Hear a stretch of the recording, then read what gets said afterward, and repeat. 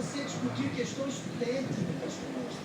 Questões técnicas que nós precisamos de tempo para esclarecer o cidadão, sob pena de nós estarmos enganando o cidadão a respeito dessas perguntas. Um outro tópico: sistema eleitoral, sistema distrital, majoritário, proporcional, distritão, sistema distrital misto ou puro, qual o tipo do sistema? Isso não é possível em plebiscito. Ao menos, ao meu juízo, é uma farsa para enganar o cidadão. Concedo uma parte a Vossa Excelência.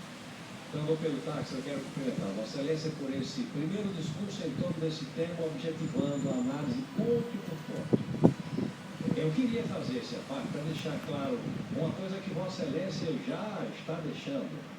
Mas para aqueles que estão nos ouvindo, não terem dúvida de que nós somos favoráveis à consulta popular.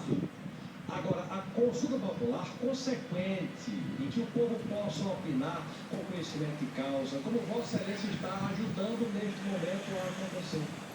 O plebiscito, que seria a iniciativa proposta pela Presidência da República, de forma cavilosa, custando 500 bilhões de reais, se não fosse, tivesse consequência dentro de um ano, o produto do gasto dos 500 bilhões seria inocuo, ser jogado na lata do lixo. E não há tempo, o TSE já mostrou, a tramitação normal já mostrou que não há tempo. Insistir na tese do plebiscito é uma perversidade, é insistir em gastar dinheiro impunemente, quando a gente pode fazer a reforma política, e agora vai fazer, porque agora o governo está comprometido em fazer, e não aconteceu até agora, porque o governo não se moveu no sentido de voltar os temas, mas agora está comprometido. A frase do governo está em termos e nós fazemos essa parte.